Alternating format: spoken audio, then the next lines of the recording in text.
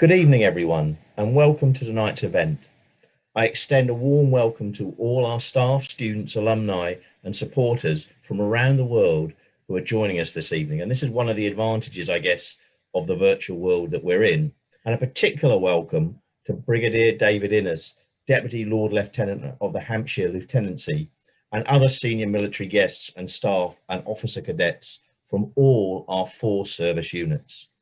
I guess I should start by introducing myself. I'm Mark Smith, and it's my huge pleasure to be the Vice Chancellor here at Southampton University. I need to start by also talking a little bit about the technicalities of tonight. Over the next hour or so, this is how it's expected to run, so I don't want to tempt fate, but nevertheless, we're going to start off with me introducing our guest speaker in a few moments, and then I'm going to hand over to Professor Jane Falkingham, our Dean of Social Science, who is going to be the host of the question and answer session of this event. And those of you that have already sent questions in for our speaker, we hope to get through many of those as possible. And you can also submit questions as we're going using the Q&A box, which you'll see on the right-hand side of the screen. Please to remember to include your name so that we can actually credit where the question has come from. Now, I have to start by saying the university is hugely committed to supporting our nation's armed forces in any way it can. And in practice, this is primarily through our involvement in the education of young officers and provision of lifelong learning for those in mid-career, and support those through our education and employment wherever we can, including our reserve forces. And I'm incredibly proud of the fact that we are one of only 2 universities to have all 4 service units represented at the university. That's to say our Army Officer Training Corps, our University Royal Navy unit, our University Air Squadron. So when I was told there was 4, I have to confess, I said I only thought there were 3. So I apologise for that, because we mustn't also forget the Tri-Service Defence Technical undergraduate scheme, which is known as Thunderer Squadron. And we currently have around 400 students linked to defence studying here on our full-time degree programmes. One of our most successful is with the British Army in our School of Education. And in the past 20 years or so, more than 600 serving officers have gained a postgraduate certificate in education from Southampton, with a particular focus on their professional development. More than 300 of them have progressed to complete our master's degree programme in educational practice and innovation. These officers, through informed practice, are shaping the future of the British military training across the world, and we're very proud to play that role. This annual lecture reinforces the link between intellectual development that we provide as a university to our students and the personal development they achieve as members of the service units. This lecture also provides us with a welcome opportunity to host senior members of the wider defence and civil communities. And this year, we are hugely grateful to Brigadier General Jebb bringing us an international perspective on our lecture. Southampton has a long history of engagement with the West Point Military Academy. And in 2019, in one of my first trips as Vice-Chancellor here at this university, it culminated with me going to West Point to sign a memorandum of understanding. We also recently launched our Southampton West Point Graduate Scholarship Programme, which will see 5 cadets studying master's programmes here at Southampton. And our first scholar, Second Lieutenant John Erskine, is with us this evening, and you're very welcome, John. So with that, I'd now like to move on to welcoming and formally introducing our guest speaker this evening at this virtual event. So I'm sorry I can't welcome you in person to our campus, Brigadier General Jebb, who is the 14th Dean of the Academy Board at West Point and is our guest speaker tonight. Brigadier General Jebb received her MA and PhD in political science from Duke University in 1992 and 1997 respectively, and also has an MA in National Security and Strategic Studies from the Naval War College, which she received in 2000, and a Bachelor of Science from the United States Military Academy in 1982. She has taught courses in comparative politics, international security, cultural anthropology, terrorism and counter-terrorism, as well as officership. So a very wide experience of presenting. Commissioned as a military intelligence officer, she served in the 1st Armoured Division 3rd Corps and the Department of Social Sciences at West Point, and the National Security Agency, before returning to the US Military Academy as a member of the senior faculty. She served as the Deputy Commander of the 704th Military Intelligence Brigade, which supported the National Security Agency. A member of the Council for Foreign Relations, Brigadier General Jebb served as a professor and head of Department of Social Sciences before assuming her current duties as Dean. So with that background, you're very welcome, Brigadier General Jebb, and I welcome you on behalf of the university, and I'm very pleased that you could join us and look forward very much to hearing your presentation. Thank you. Thank you, Mark, for that very kind and generous introduction. It's an honor to be able to be here and see you again and really celebrate the partnership of our two institutions. I'd like to also thank Professor Jane Falkenham for hosting the Q&A that will follow this talk. And thank you to Zoe Carroll for her help. I am very humbled and honored by the partnership that we at West Point have with Southampton.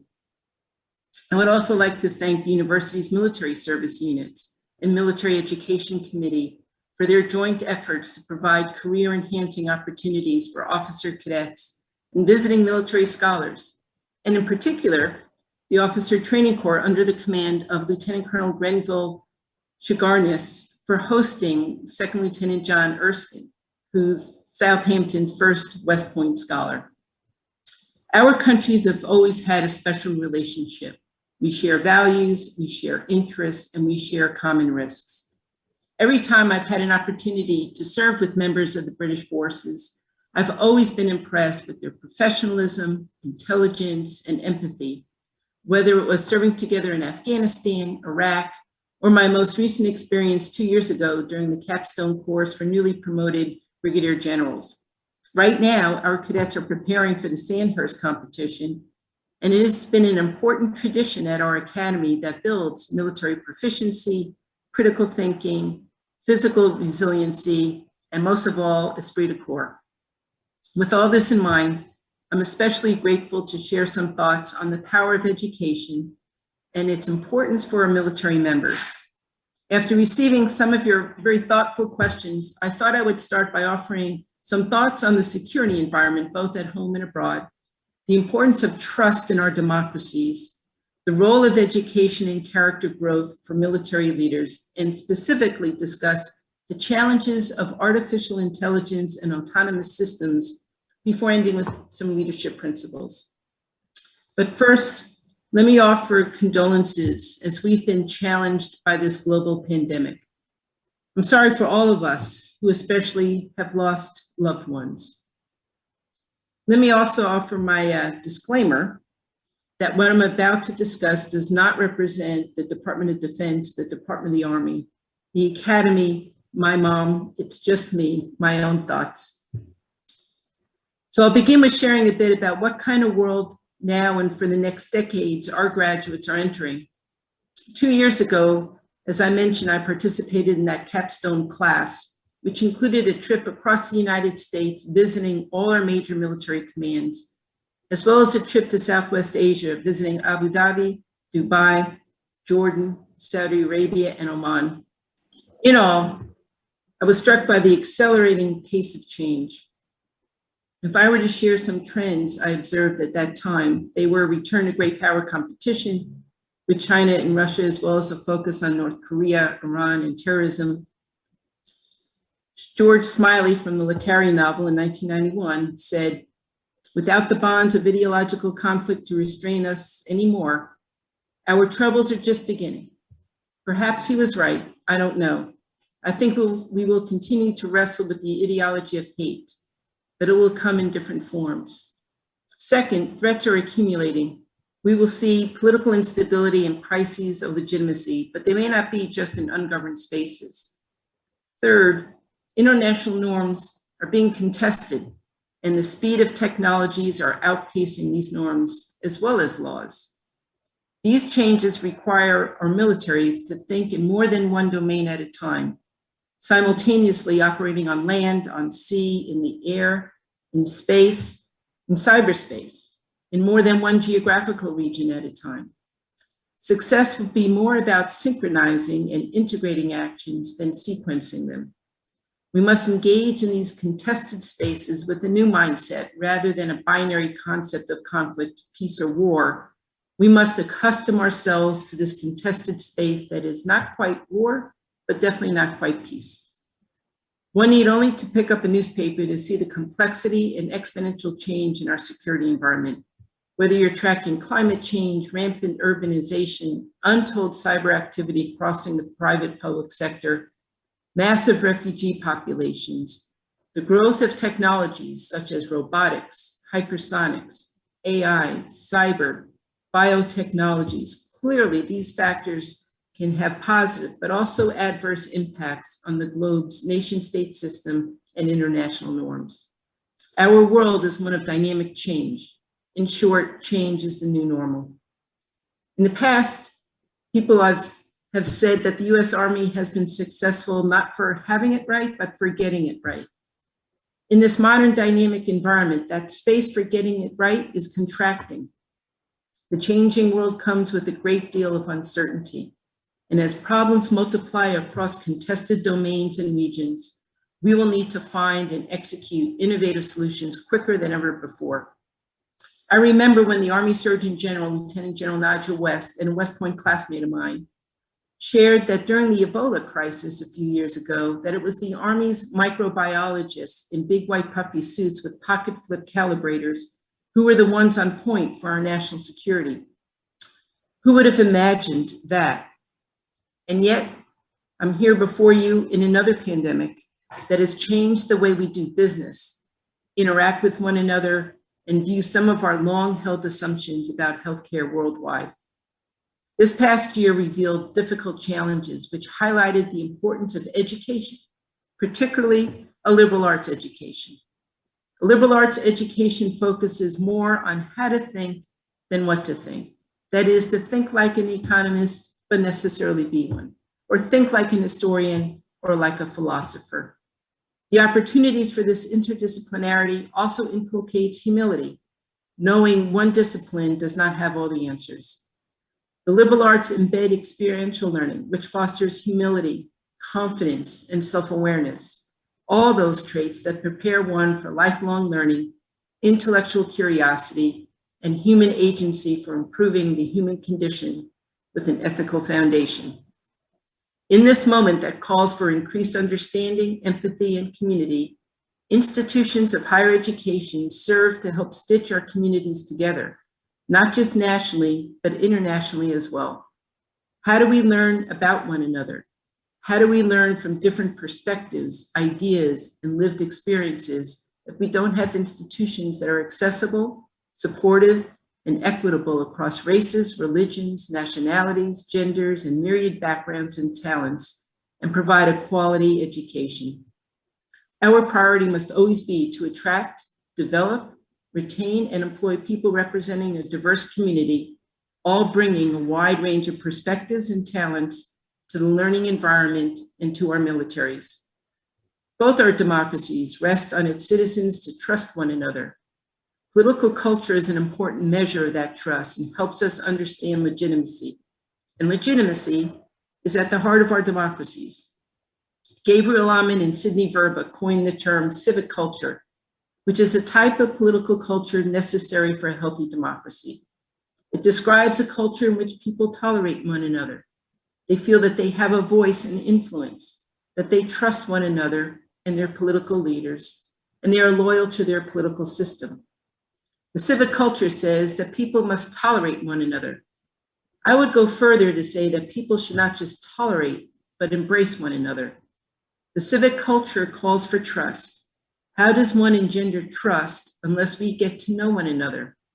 How do we engender trust if there's not an environment of dignity and respect? How do we learn to trust our elected political leaders? We must have civil discourse, understand what is true and not true, allow ourselves to disagree but not be disagreeable. And if these first three civic culture elements are fulfilled, then generally we have a citizenry that is loyal to its political system, our democracies, and their aspirational objectives.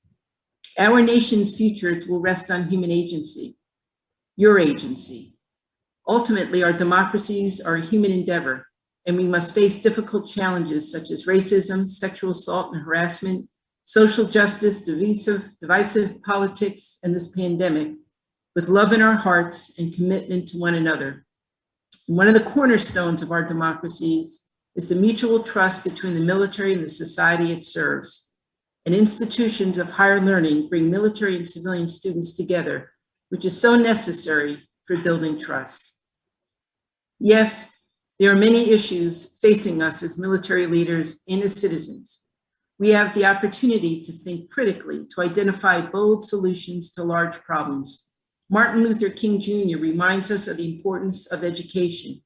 Quote, "Education must enable one to sift and weigh evidence to discern the true from the false, the real from the unreal, and the facts from the fiction. The function of education, therefore, is to teach one to think intensively and to think critically." He further teaches, quote, "We must remember that intelligence is not enough. Intelligence plus character, that is the goal of true education," unquote. And that true education is so foundational for a healthy civic culture. Education prepares leaders for not just surviving, but rather thriving in a changing world. And change means that we must innovatively think about the future. I admire Peter Schwartz's scenario development technique that fosters such innovative thinking. He identifies driving forces that are both challenges and opportunities at the global, national, and local community levels. He then identifies predetermined elements, those things we know, such as demographic trends. Lastly, he identifies critical uncertainties, meaning those driving forces or predetermined elements that we may inadvertently think of as truths, but require re-examination so that we don't get blindsided. This technique demonstrates why diverse and inclusive teams that bring different perspectives, ideas, and backgrounds are so valuable to help shine light on those blind spots, reveal bad assumptions, and help anticipate different futures. If there's one driving force of which we can be certain, it is change. We in the US have witnessed and are experienced in less than 1 year, more than one might see over a lifetime. Pandemic, horrific fires out west, hurricanes to our south, calls for social justice stemming from racism, sexual harassment and assault, political divisiveness, even a violent riot at our Capitol. Underpinning this change are advances in technologies, our interconnectedness, and other phenomena. Of course, change in one area can have rippling effects elsewhere. I saw firsthand the horrors from the Darfur conflict on the refugee camps in Chad that are also suffering from the increasing desertification across the Sahel that affects food security, health, namely all the security concerns captured by the Millennium Development Goals. My mentor saw his homeland of Syria quickly become a ravaged and devastated country. And change can also bring good things, such as breakthroughs in technology that help with medications, vaccines, sustainability, other quality of life issues. However, with the rapid pace of change, we are forced to operate and make policy in gray zones. Gray zones are those areas where science and technology have outpaced laws and norms, where jurisdictions crisscross, where we lack good historical analogies or ready-made theory, or where we lack understanding of the impact of science and technology on policy and vice versa. The way we prepare is by investing in people now in the liberal arts education. Another driving force is ideological extremism in all its ugly forms. I think the violent riot at the Capitol is an example of a critical uncertainty stemming from this driving force.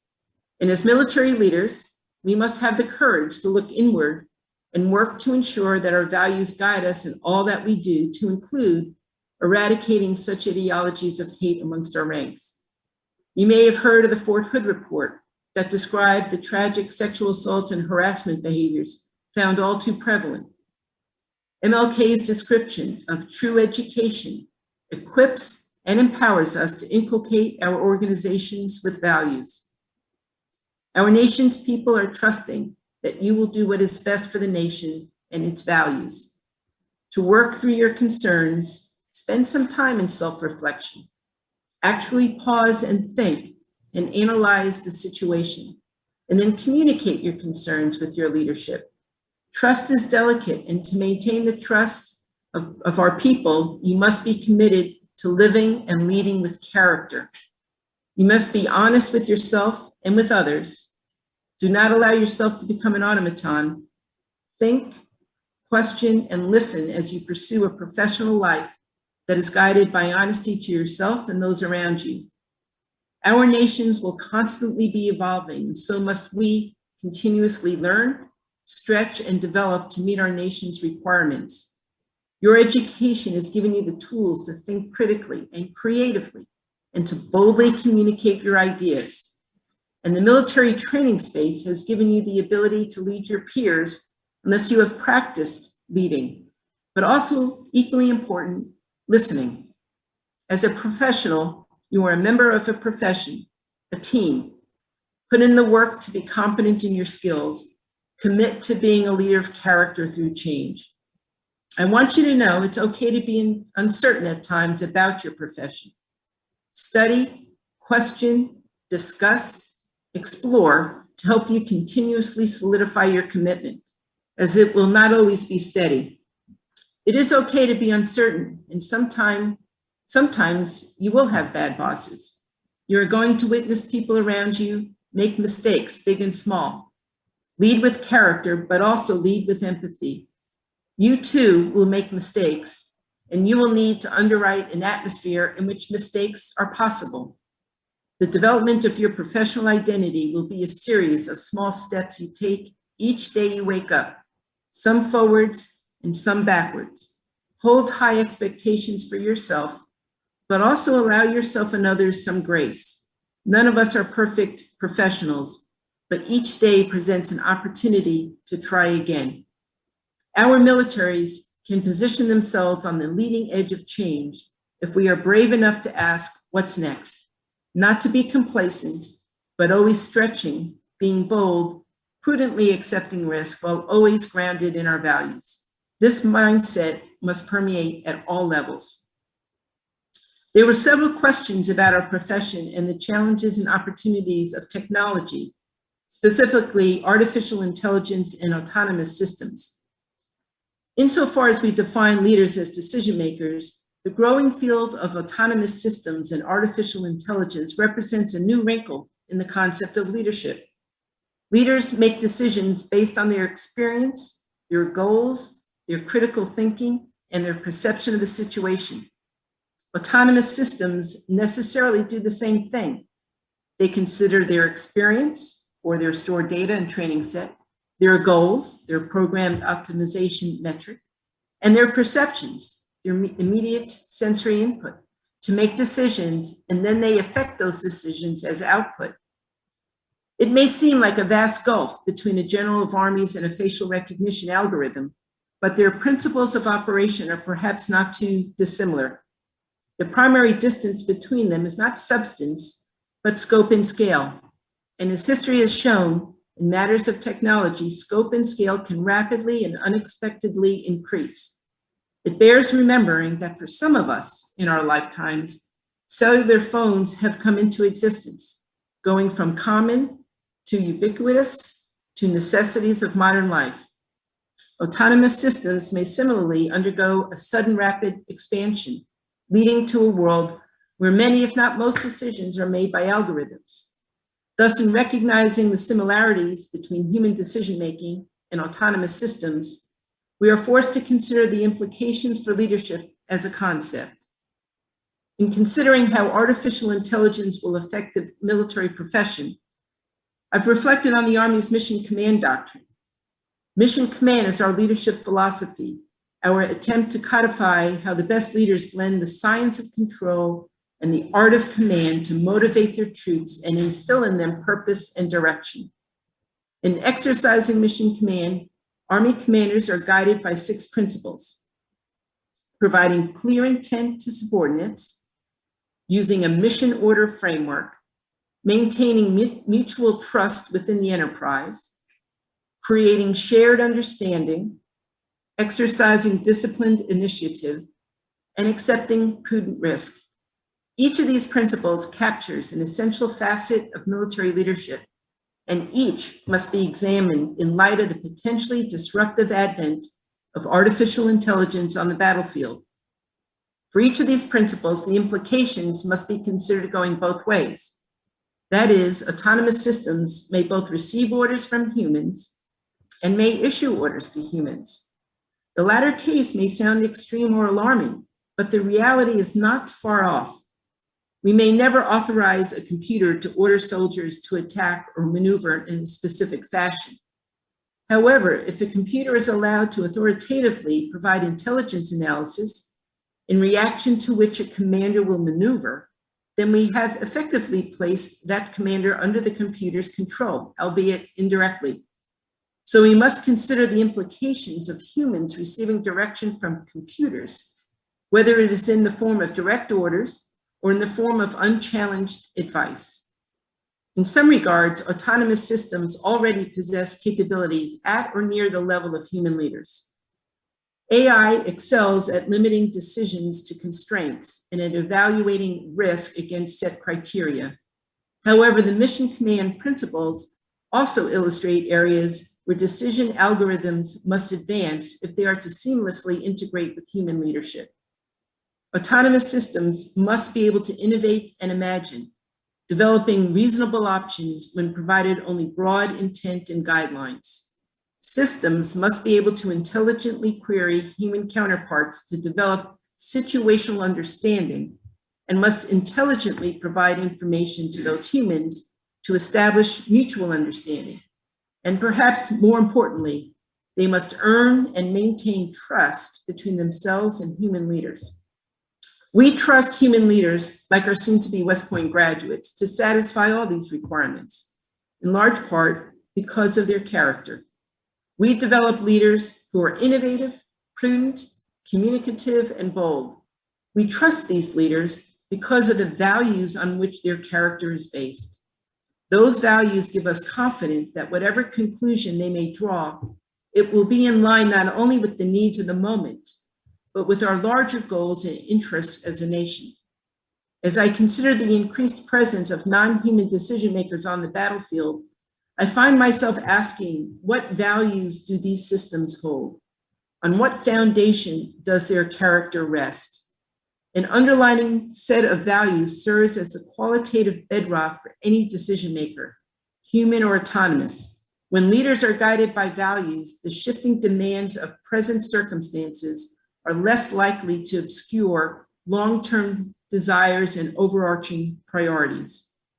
Values-driven decision-making does not trivialize the problem of leadership, but it frames the problem as one possessing a solution. Values provide common purpose toward which leaders can then add direction and motivation. Artificial intelligence and autonomous systems are brimming with potential right now. In industry, our technological pioneers are pushing the limits and making increasingly bold predictions about future capabilities. In the military, we are watching each development with anxiety. We recognize the great promise of this new technology, but at the same time, we cannot help but see some of the challenges it has revealed. I'm reminded of a similar time in the 1950s when rocket technology and the space race similarly preoccupied the defense industry. In an apt comparison to the runaway transformative effect that rocketry was having on national security, astronaut Lieutenant Colonel Michael P. Anderson once described spaceflight by saying, quote, "When you launch a rocket, you're not really flying that rocket, you're just sort of hanging on," unquote. Perhaps some of us feel that way when dealing with the increasingly complex and powerful autonomous systems that we see each year. And perhaps some of us will relate with another early space age warning from a magazine in 1937. Quote, "A good rule for rocket experimenters to follow is this: always assume that it will explode," unquote. In some regards, I feel like we're all just hanging on, and I can't help but wonder if and when and how this will explode. Greater authorities than me have written about this immediate challenges of AI development, both technical and ethically moral. For my part, as I consider the systems that must follow our graduates into the battlefields of the future, I will state my concern thus. Warfare is an inherently human endeavor. While the nature of conflict and the actors that carry out that conflict may change, becoming perhaps more automated, the roots of warfare will still be firmly planted in the human condition. As such, I will leave you with my version of the AI problem statement. Autonomous decision makers are already a fixture in modern life. All of us here must recognize that autonomous systems will become a fixture in our industries. We must accept that their reach and scope will continue to expand, and inevitably, they play some role on the battlefield. The U.S. Army demands leadership be values-driven and character-based to ensure that battlefield decisions are made in good faith by trustworthy representatives of our nation. How can we develop and posture our automated systems not to supplement or supplant human decision-making, but to complement and integrate into human processes? How can we ensure that our autonomous systems are not competing voices, but are good team members who can be appropriately governed and influenced by human leaders of character? And how do we ensure that competing actors who may not be constrained by values and character-driven leadership are unable to exploit or overwhelm our systems with their own, which may be comparatively unconstrained? This is a tough problem statement. All of us as leaders in our fields will be required to help formulate an answer. We cannot afford to let these decision-making systems develop without the benefit of human insight, education, and experience. I am optimistic, though, as my job educating leaders of character is no less complex or demanding. And I've seen class after class of outstanding graduates walk across our stage at West Point, just as they do at your institutions. I would like to conclude by offering 5 characteristics of leaders that I find especially valuable. I share these in part because of the challenge I've just described. If our AI systems are to complement human leaders, then a shared understanding of good leadership is valuable, both to those of us who must lead beside autonomous systems and those of us who must design those systems. These are principles that I found valuable over the years. The first is discipline. Discipline is what we in the Army would call being squared away. Right? It means doing your homework, being someone that can be counted on, staying fit, starting and ending meetings on time, inculcating good habits of mind and professional behavior. It means doing routine things routinely. It ensures preparedness for the next challenge, even as we work through the current one. Second is to master your craft. Whatever your discipline may be, read and invest in it. Deepen your expertise. This means deliberately taking time to think. This mastery requires and facilitates preparedness, which is essential for leaders. One of my son's coaches used to say that none of us knows what's around the corner, but through preparation, you should be confident that you can be ready for anything. All you have to do is bend your knees. We will all face challenges in the future that we cannot imagine now. So it is important that we prepare ourselves and one another. That preparation helps build confidence. And when you're confident, you don't have to be the smartest person in the room. Surround yourself with good people. Be ready to do your part, and you will find you can weather any storm. Third is to have humility. Humility is not denying or minimizing your abilities or accomplishments. Rather, humility means understanding that you don't have all the answers. Humble people have open minds and are ready to listen and to contribute when they can. It is important to know what questions to ask. Learning is a lifetime sport. As another coach relayed, it is the learning that occurs after you know it all that really counts. Fourth, embrace the struggle. Choose the harder right over the easier wrong. Don't shy away from discomfort zones. It's when we're asked to perform outside our comfort zones that we usually do the most learning, growing, and developing. That's when bonds are formed. That's when you learn about yourself. That's when you develop empathy for others. That's when you discover that we are stronger as a team than we are as individuals. Don't be afraid to make mistakes. For me, it's not the mistake that counts, but rather how you respond to it. Continue to develop your character. Finally, cultivate relationships and foster community. In my former department, the Department of Social Sciences, our motto is Humani nihil alienum, meaning nothing of the human condition is alien to us. This is the first step of acknowledging one's own vulnerability and developing empathy. If we are to learn, we need to communicate in a meaningful way. We need to be able to listen empathetically, not just actively. Strong relationships between members of organizations are important if they are to learn from one another and collaborate to improve the organization. So as leaders, we need to create plenty of opportunities for collaboration and for organizational members to get to know one another and learn from one another. This is a big step in fostering a culture of trust. At the end of the day, we're part of something bigger than ourselves. This gets back to relationships. Being part of something bigger means embracing diversity and actively managing talent. This requires a personal touch. Leaders must know their people, their aspirations, and their talents, and together discuss a developmental plan. Diversity, both of talents and of viewpoints, makes for winning teams, but first you have to identify them and then value those people through an inclusive environment. The world is an uncertain place, and many challenges lie ahead.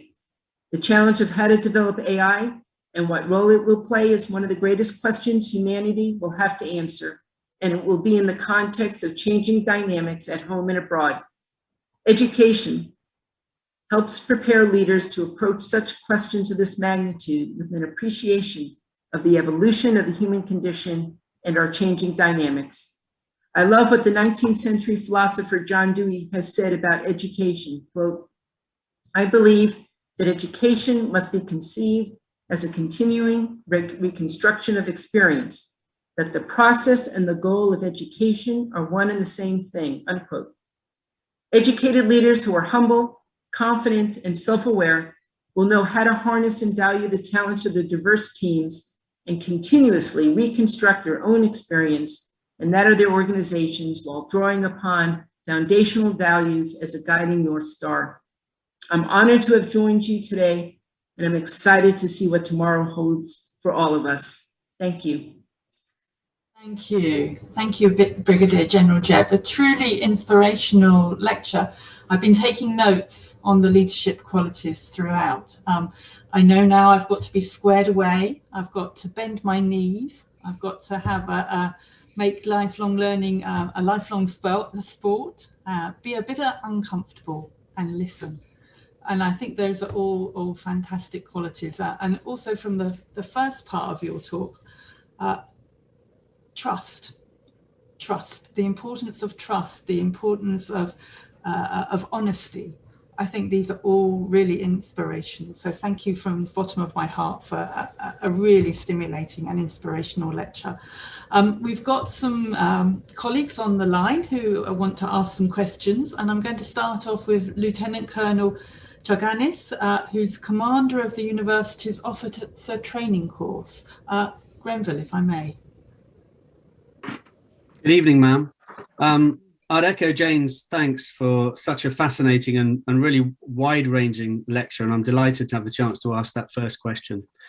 So thank you. So my question is, given the pace that militaries are having to adapt to advances in technology that you mentioned, what do you think is the most important factor we should consider when selecting the next generation of military leaders? Well, thank you for the question, and thank you for your service. I appreciate what you're doing now, and you realize I'm going to focus all the hard questions. I'm going to have Lieutenant Erskine respond. No, just I will.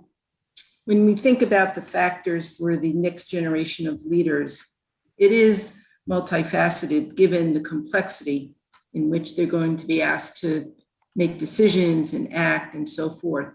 But as I would pull on the thread that Jane talked about in terms of trust just now, it is so important that the next generation of leaders, all our leaders, are firmly grounded in a moral, ethical foundation. The first part of the mission here at West Point is to educate, train, and inspire leaders of character.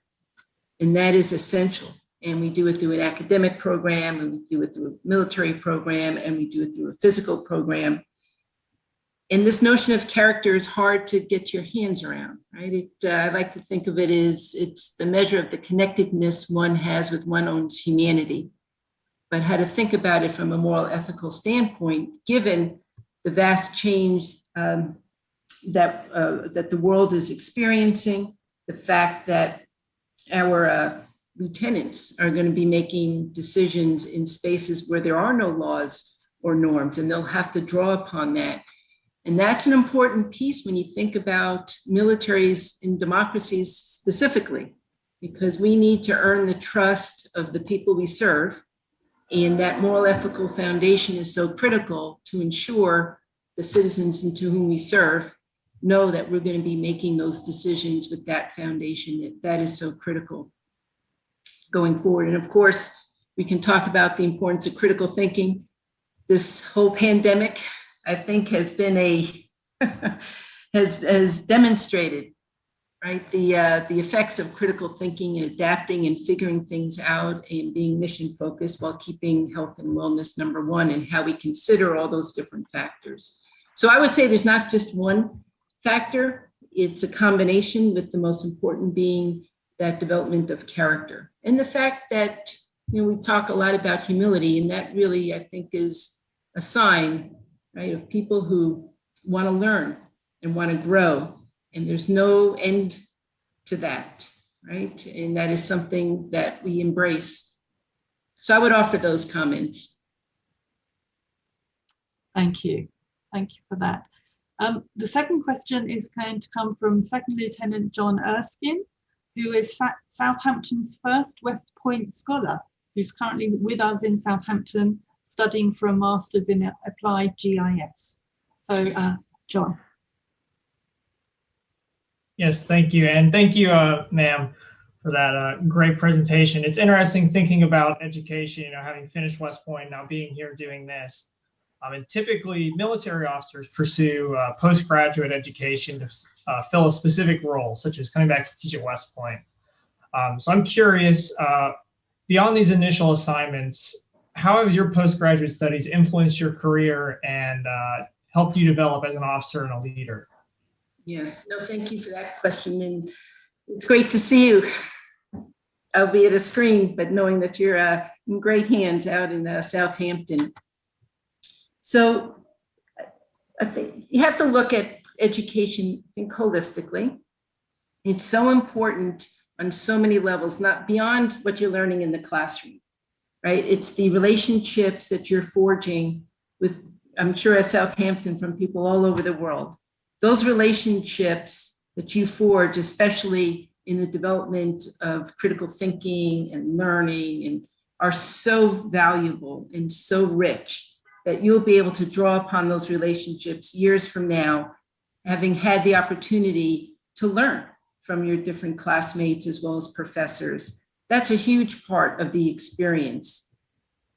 A big part of that experience, too, is developing the civilian-military relationship.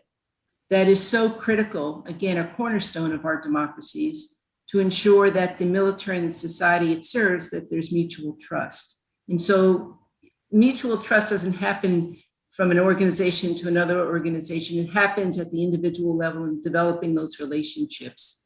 That is so critical and so healthy for democracies. Third, you're learning a lot. And you'll be able to draw upon what you're learning years from now, and will set you up to continue to learn. And that is so important for leaders overall, not just for the military, because of what we just discussed in terms of the kinds of changes and challenges and opportunities that requires us to continually grow and learn, really for the betterment of society. Thank you.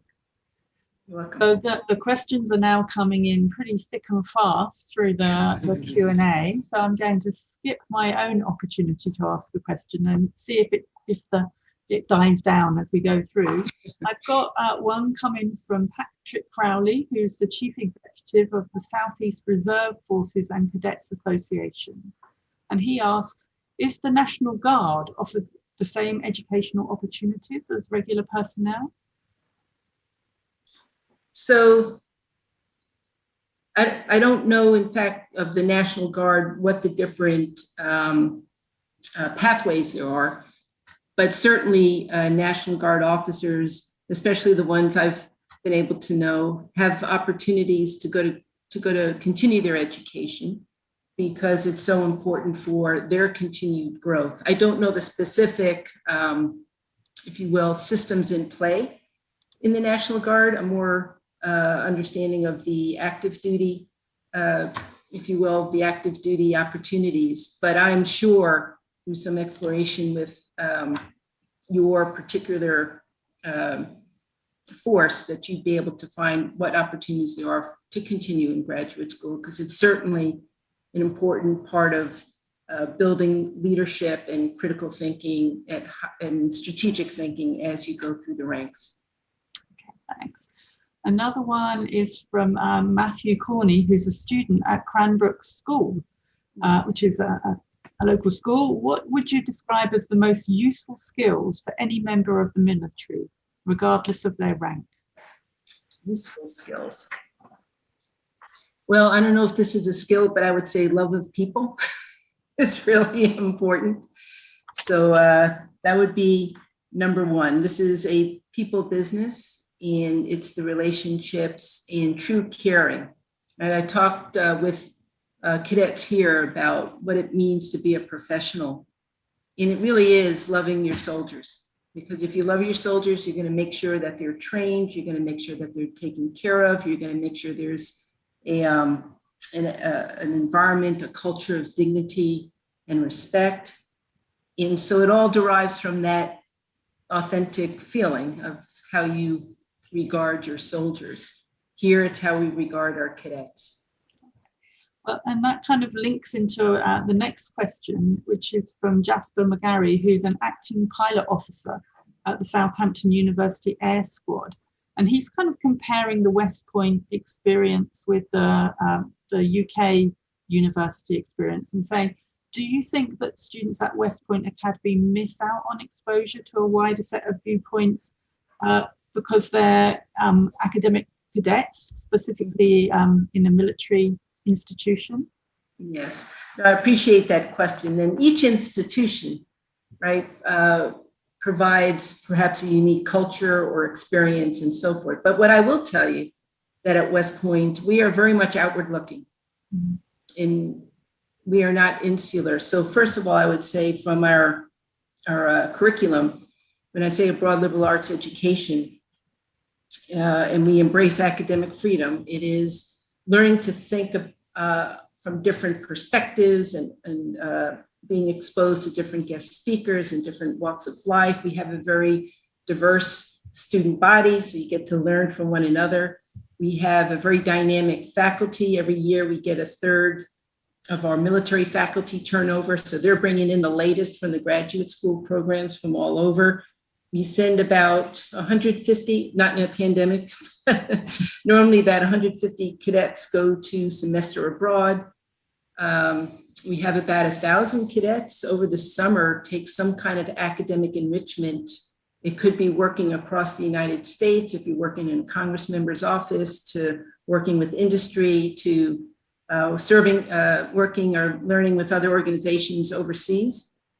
So it's very, very important to us that as we think about education, as Martin Luther King talked about, right, intellect plus character, that our cadets have a diverse experience and have an opportunity to explore different ways of thinking. Yeah. Well, we'd be delighted to host anyone who wants to spend a semester, junior year abroad or study abroad. We'd be delighted. I've got a question from Annabelle Smoker, who's a lecturer in nursing at the University of Southampton. And she says, with the benefit of hindsight, what advice about being a leader would you give your former younger self when you were starting out in your career? Former younger self, I'd say, don't be so hard on yourself. It's hard because all that has made me who I am. So that kind of thing. But I would say, I know this sounds trite, stop and smell the roses. You know, I think we're in, especially in the Army, there's a culture of always looking ahead, right? What's the next thing, the next thing? So that would probably be it. And maybe along the way, when I look back, taking the opportunities to show gratitude maybe more often. Thank you. It fits with your time to think and humility. So good leadership skills. And from Lieutenant Colonel David Bauman, is the US becoming a more polarized society? I guess he's thinking about the last few years. And if so, what problems does it pose for the development of the next generation of officers? Yes. So this has been especially a tough year, right? And I think the pandemic has probably highlighted or exacerbated maybe things that were there. And I think I have great confidence and optimism that coming out of the pandemic that we're going to be much stronger. So it is important to take this opportunity now. And I am very confident and optimistic, given especially the young leaders that we see in our different institutions, that we're going to take this opportunity to have important conversations and discussions that will occur in a civil discourse manner that will help us learn more about one another. As I had mentioned, in a democracy, you need a civic culture, which means that I don't even like the word tolerate. You embrace diversity and learn from one another and trust your fellow citizen, I think is so critical. So I think we're at this moment to move forward in a very positive way, because that's what I like to think of both our countries, that we lean into tough challenges, and this is a tough challenge and we're not going to shy away from it. And I see this as a moment of bringing and gathering communities together to really learn in a purposeful way. So that's how I think about the future, and the fact that we so much enjoy our partnership with your institution. That is so important as we think about education as a big part of bringing people together, mutual understanding, and learning from one another. So Mark Spearing, Professor Mark Spearing, who's our Vice President Research, and I believe has been to West Point. First of all, he says, thank you, Brigadier Jeb, for a great lecture. And he wants to pick up your comments on the importance of a liberal arts education. Mm-hmm. And is reflecting, given the technological advances, do you think the balance needs to change? It's a great question. I think we need to continually evolve. But the beauty of the liberal arts, I'll just give you an example. Our deputy in our English and philosophy department serves really as the Army's chief ethicist when it comes to artificial intelligence. And his work on that has helped ensure that as we think about designing systems, whether it's autonomous vehicle, whatever it is, that the ethical perspective, the ethical thinking is done at the beginning of that design, not as an afterthought. And so I think it shows an example of why you want to be thinking from these different perspectives and understand the human condition from all these different perspectives, because they're all linked. Now, I think we need to understand where the drivers are with technology and where we need to really further our understanding. And we've added some different majors here, from space science to data analytics and so forth, to making sure that we are laying the groundwork for those technologies that seem to be having a very dynamic trend right now. Thanks. Gosh, we could stay here for hours and hours with all these questions, but we're running out of time. So unfortunately, I'm going to just take one more question, if I may. And this is from Justine McAvoy, who's the company under officer for the Southampton Officer Training Corps. And she asks, how have the challenges of being female in the military changed over your years in service? And what is your best advice for dealing with them? So it's been wonderful to see the advances. I entered West Point in 1978. Seems like can't say that with a straight face, seems longer than it should. So seeing what I saw back then, and there were only 6%, I think, of us women in the Corps, to the advances, and again, not just in terms of the integration of women, but in all ways.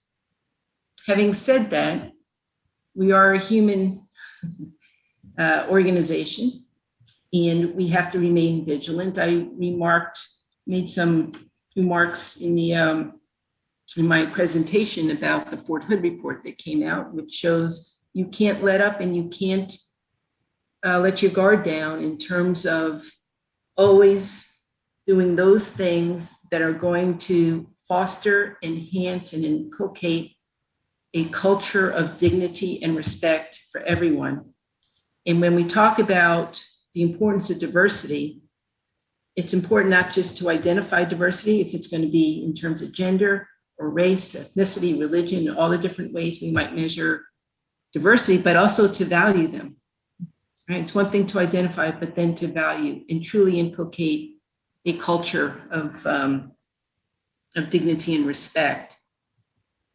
So that is something I think that empathy is very important to develop in our force. I think it's very important to be, especially as you go higher in rank, to be vulnerable.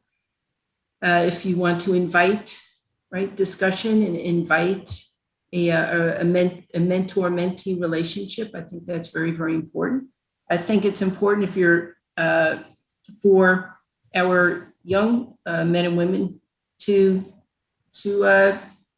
actively seek mentors. Find where those connections are. Your mentors don't necessarily need to look like you, and I think it's good to have an array of mentors so you get different perspectives and so forth.